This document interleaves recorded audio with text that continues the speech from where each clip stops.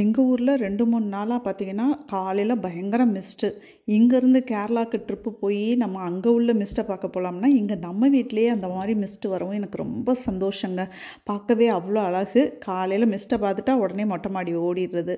அப்படியே இந்த பூக்கள் இப்போ வந்து சீசன் ஆரம்பிக்க போகுது. இதெல்லாம் கம்மியான பூக்கள் தாங்க. இன்னும் இது வெயில் காலத்துல தான் ரொம்ப சூப்பரா பூக்கும் போகன்வில்லா.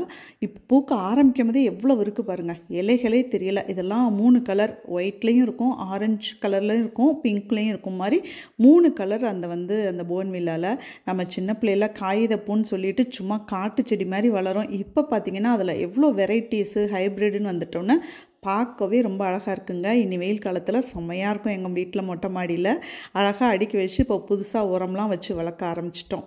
பாருங்கள் எவ்வளோ மிஸ்ட் இருக்குது இன்றைக்கின்னு.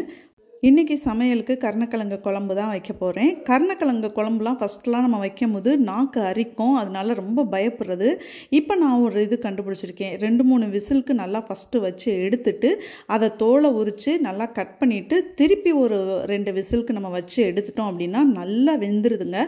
ரொம்ப மசிய வேக விட்டுட்டோம்னா அப்புறம் மசியல் தான் பண்ண முடியும். ஸோ குழம்புக்கு இந்த மாதிரி ஒரு முதல்ல 3 விசில் வச்சு அந்த தோலை உரிச்சிட்டு திருப்பி 2 விசில் வச்சு எடுத்து அதை காரக்குழம்பு வைக்கும்போது செம்ம டேஸ்ட்.